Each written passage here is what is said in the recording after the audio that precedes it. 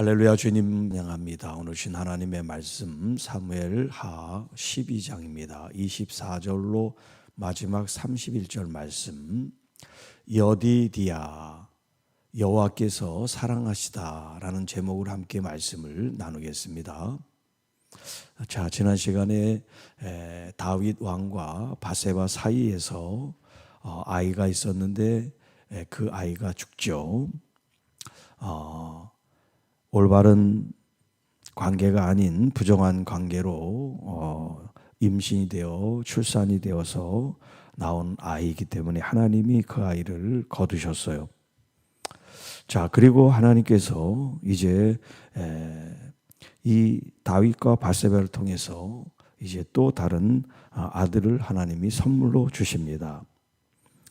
여기 이제 24절에 보면 이제 그 아이가 죽은 것을 생각하고 다윗이 그의 아내 바세바를 위로했다. 아마 아버지보다 어머니의 슬픔이 더 크겠죠. 자기가 10달 동안 이 세상에 나오기까지 얼마나 마음을 졸이고 또 그 복중의 아이를 위해서 기도했겠어요. 그런데 그 아이가 세상에 태어나고 병들고 죽는 이 일련의 과정을 통해서 아마 어머니의 이 상실감과 슬픔보다 더 큰 사람이 없겠죠. 그래서 이제 다윗이 그의 아내를 이제 위로를 해주고 동침을 하고 이제 하나님께서 아들을 선물로 주셨습니다. 그래서 그 아이의 이름을 솔로몬이라고 이름을 짓게 됐는데, 이 솔로몬이란 뜻은 우리가 이제 샬롬이라고 알죠. 샬롬, 평강, 평화. 이 솔로몬이 바로 샬롬이란 뜻이에요. 샬롬, 샬롬의 사람, 샬롬의 사람. 그러니까 평강의 사람이라는 뜻이에요. 샬롬. 여호와께서 이 솔로몬을 사랑하시고 또 그 사랑하신다는 것을 선지자 나단에게 말씀을 해서 그 이름을 여디디야, 히브리 말로 여디디야라고 이름을 지어줬어요.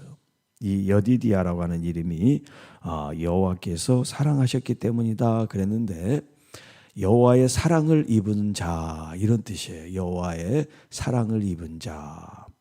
여기 이제 뒤에 있는 야라고 하는 게 야훼, 여호와, 이 이름을 이제 야라고 하는 거예요. 그래서 여디디야, 우리가 할렐루야라고 그러죠. 할렐루야. 그러니까 이 할렐루라고 하는 말과 야라는 말이 두 마리가 이렇게 같이 붙은 거예요. 서로는 따로 떨어져 있는 단어인데 이걸 같이 붙인 거죠. 할렐루, 찬양하다. 야, 여호와를, 이렇게 이제 얘기를 하는 거예요. 여디디, 야, 야, 여호와께서 사랑하는 자, 이런 의미가 있습니다. 자, 요 여디디한 좀 이따 다시 말씀을 드리겠습니다. 자, 26절부터 마지막 31절은 우리가 그 전에 요압이 암몬과 이제 전쟁하는 이야기가 있었죠. 그 이야기가 계속 연속선상에 있는 거예요. 자, 그래서 요압이 암몬 자손의 라빠를 쳐서 그 왕성을 점령을 했다. 그리고 요압이 전령을 보내서 왕에게 지금 라빠성을 점령했으니까 왕이 군사들을 일으켜서 이곳에 오셔서 최종적으로 이 성을 함락하십시오. 왜냐하면 왕이 아닌 이 군사령관 요압이 그 성을 함락하고 정복하면 자신의 이름이 이제 올라갈 거 아니에요. 요압 장군이 이 성을 함락했습니다. 정복했습니다. 그리고 요압을 칭송할 거 아닙니까? 그러니까 요압이 지혜로운 사람이에요. 자기가 다 이겼지만 깃발을 꽂지 않고 왕이 오셔서 최종 깃발을 꽂아서 왕이 다 정복한 것처럼 하십시오. 그랬단 말이에요. 그래서 다윗이 군사를 동원하고 이 라빠에 가서 결국 그 성을 최종적으로 이제 점령을 하게 돼요. 자, 그리고 이제 30절에 보면 이제 암몬의 왕이 있잖아요. 그 왕의 머리에 있는 이 왕관, 보석이 박힌 왕관을 가져왔는데 그 중량 무게가 금 1달란트 이렇게 얘기해요. 1달란트. 그때 당시 이제 1달란트 이제 중량 무게가 어느 정도냐면 34.27kg라 그런 거야. 그러니까 거의 34.5kg가 되는 그런 무게가 1달란트라는 거예요. 근데 뭐가 금이 34kg라고 된다고 하면 얼마나 무겁고 또 가치가 있겠어요. 그런데 이게 왕관에 박혀가지고 머리에 썼다? 좀 이해가 안 되죠. 여러분 34kg가 얼마나 무거운 줄 아세요? 이 남자들 운동하는데 보통 20kg 가지고 뭐 아령 이렇게 하는데도 무겁단 말이에요. 근데 34kg는 잘 들지도 못해요. 근데 그걸 어떻게 머리에 씁니까? 이건 그러니까 이제 왕관이지만 형식적으로 쓰는 왕관이 있지만 또 옆에 이 왕의 어떤 그 권위나 또 어떤 부귀 영화 이런 것을 상징하기 위해서 큰 왕관을 이제 또 따로 만든 거죠. 그걸 뭐 쓰고 다닌다는 게 아니라 그래서 전시용으로 마치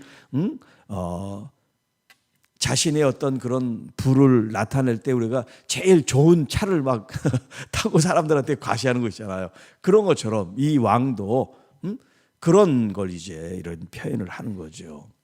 그래서 이제 그 왕관을 다윗 왕에게 이제 갖다 줘서 다윗 왕이 자기 머리에 다윗이 썼다 이렇게 이제 표현하는데 그 무공으로 어떻게 쓰겠습니까? 그러니까 하여튼 이렇게 자기 것으로 자기 왕관으로 이제 그 정복을 했으니까 승리했으니까 그것을 자기 것으로 삼았다.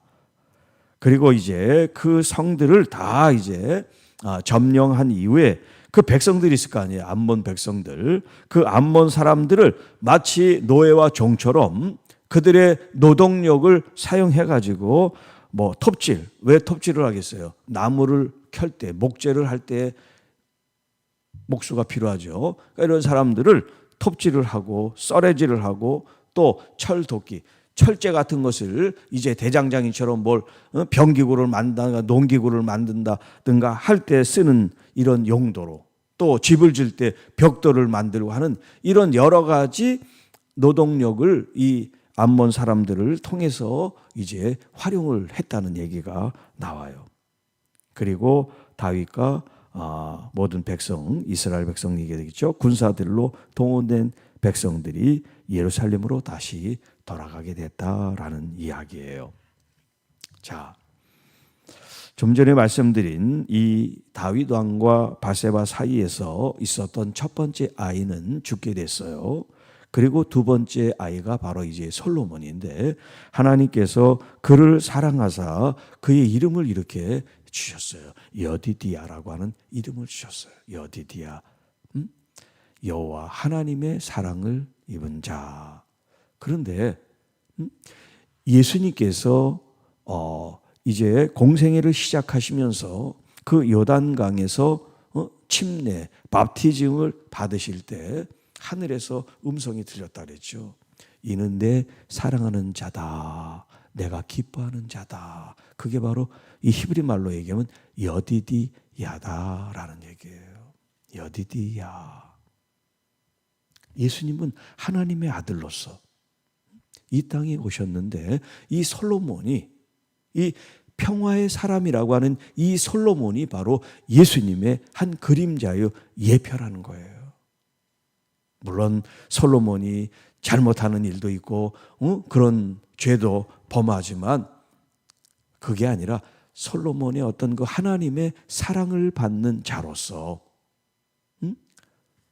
예수님이 이 땅에 오시기 전에 하나님의 사랑을 받는 자로서 하나님이 솔로몬을 얼마나 지혜롭게 또 얼마나 평화롭게 또 얼마나 많은 사람들로부터 존경을 받고 그를 따르도록 하셨는지 그 관점에서 하나님의 사랑을 입은 자 그분이 바로 예수님이고 예수님께서 우리를 사랑하셔서 십자가에서 다 내어준 그 사랑으로 인해서 예수 그리스도를 믿는 우리들이야말로 누구냐면 우리가 바로 솔로몬이 아니라 여디디야, 여호와 하나님의 사랑을 입은 사람들이라는 거예요. 자, 여러분, 우리가 이제 정체성이라는 표현을 써요. 정체성. 내가 누군가, 정체성의 관점이 여러 가지가 있겠죠. 영적인 나의 정체성, 또 사회적인 정체성, 여러 가지 이제 조건들에 따라, 환경들에 따라 이 정체성이란 말을 이제 우리가 쓰게 되는데,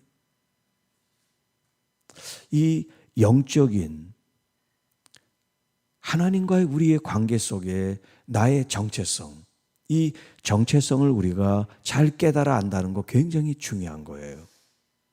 왜냐하면 우리가 살아가면서 이 관계 속에서 많은 불편과 어려움이 일어나는 게 뭐냐면 이 정체성이 흔들리기 때문에 그래요.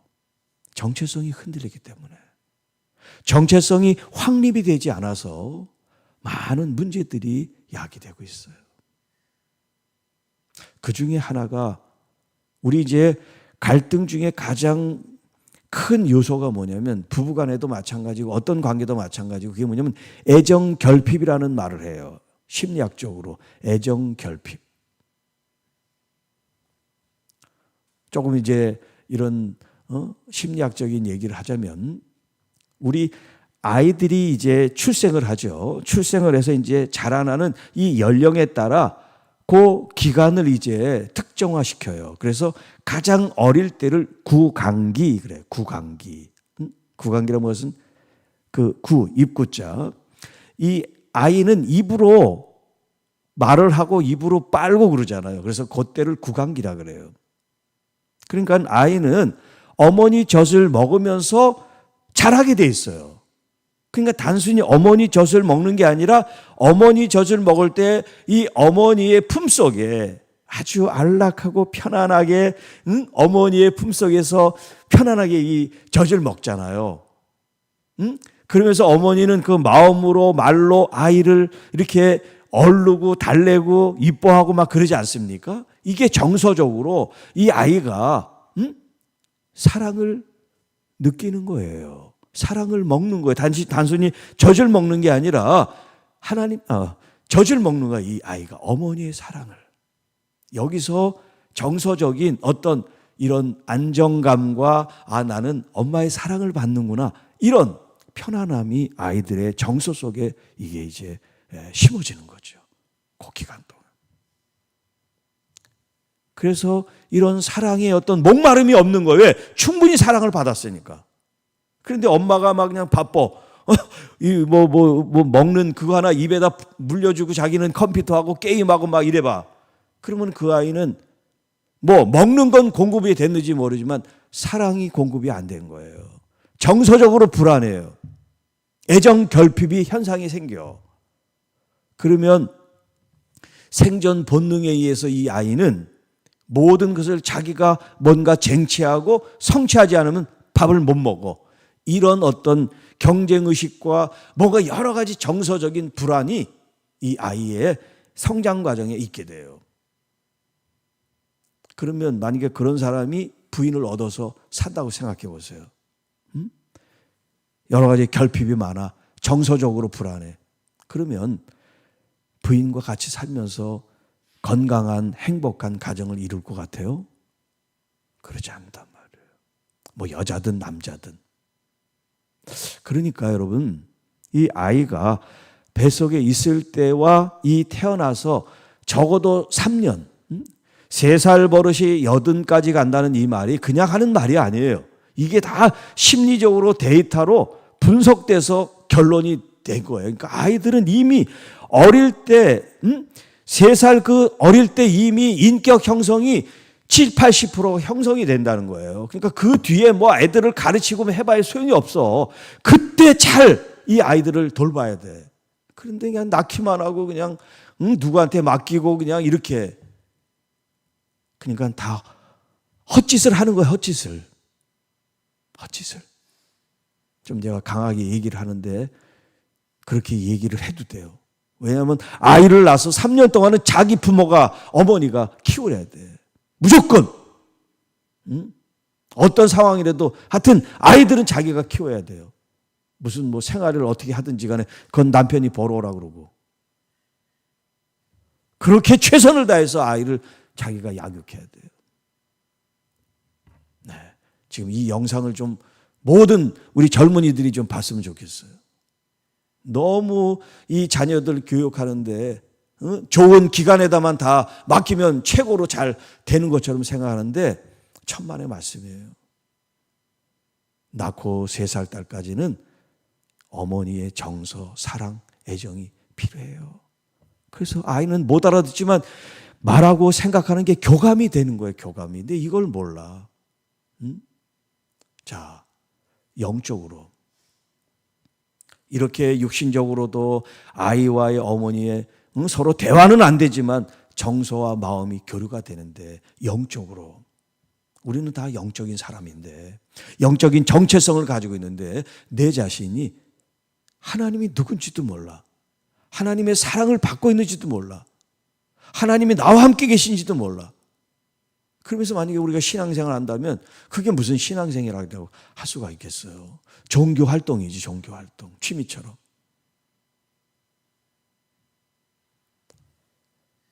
그렇기 때문에 하나님의 충분한 사랑을 받고 있어. 그리고 지금도 나는 주님과 교제하면서 주님이 나를 인도하고 계셔. 이런 주님, 그 주님이 나의 아버지고 나는 그분의 자녀로서 이런 영적인 정체성이 분명하면 다른 사람들이 우리를 뭐라 그래도, 우리를 폄하하고 끌어내려도 내 마음이 흔들리지 않아요. 왜?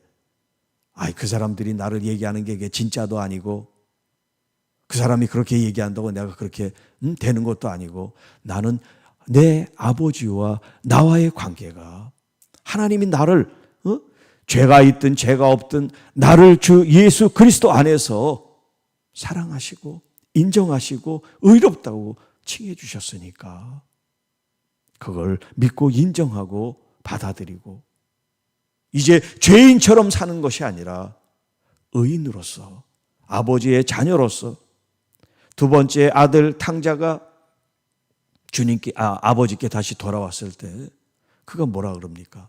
나는 이제 아버지의 아들로가 아니라 죄인으로서 품꾼의 하나로 아버지께 가면 먹을 게 좀 있지 않을까 그랬단 말이에요. 그런데 우리는 그 반대로, 우리가 죄인이기 때문에 주님께 가는 게 아니에요. 이제 하나님의 아들로서, 주님 제가 부족하고 연약하지만 주님의 아들로서, 아버지의 아들로서, 마치 예수님의 아들로서 충성하시고 주님의 말씀을 따라 살았던 것처럼, 물론 우리가 완벽하게 하나님 말씀을 다 이룰 수는 없지만 성령님 안에서 말씀을 떠나지 않으려고 하는 이 근본, 이 중심이 우리에게 있을 때 우리야말로 진짜 여디디야, 주님의 사랑을 입는 자라는 이 자긍심, 이 정체성을 잃지 않으면, 무슨 애정 결핍이 있어서 누구한테 인정받고 싶고 뭐를 뭐 해야지 되는 그런 얄팍한 생각 하지 않아도 돼요. 여러분 진짜 주님의 자녀로서 당당하게, 그러나 교만하지 않으면서, 그리고 성실하게, 그리고 온전히 주님께 충성하시면 주님이 여러분을 지혜도 주시고 능력도 주시고 또 은혜도 주셔서 정말 하나님의 자녀로서 부끄럽지 않고 오히려 그 아버지 하나님을 영화롭게 영광 돌릴 수 있는 진짜 하나님의 자녀가 되어질 줄로 믿습니다. 주 하나님 아버지 감사합니다. 우리들의 이 세상에서의 정체성뿐만 아니라 영적인 정체성을 우리가 깨달아서 세상의 목마름이 아니라 우리 주님께 더 가까이, 우리 주 아버지를 더 사모하고 경외하고 신뢰하고 믿고 따를 수 있는 그래서 주님과 함께 가는 이 길이 어떤 길보다 행복하고 즐겁고 복된 길, 이 길 속에 주님을 영화롭게 또 많은 말씀의 열매를 통해서 영광 돌리는 하나님의 귀한 자녀들이 되게 하옵소서. 오늘도 그런 날, 그런 선물 같은, 그런 산소 같은, 그런 신선하고 아름답고 행복한 날이 되게 하옵소서. 특별히 병들고 지친 하나님 우리 교우들 있으면 하나님 친히 어루만져 주시고 주님의 치료의 능력이 임하게 하시며, 또 이 영상을 보고 있는 하나님의 귀한 자녀들과 그 모든 삶 속에 우리 주님이 항상 동행하셔서 승리하게 해주시고 또 아름다운 열매로 영광 돌릴 수 있게 하옵소서. 오늘도 진리의 말씀을 의지하고 보혜사 성령님으로 충만하게 하옵소서. 우리 구주 예수님의 이름으로 감사하며 축복하며 기도하옵나이다. 아멘.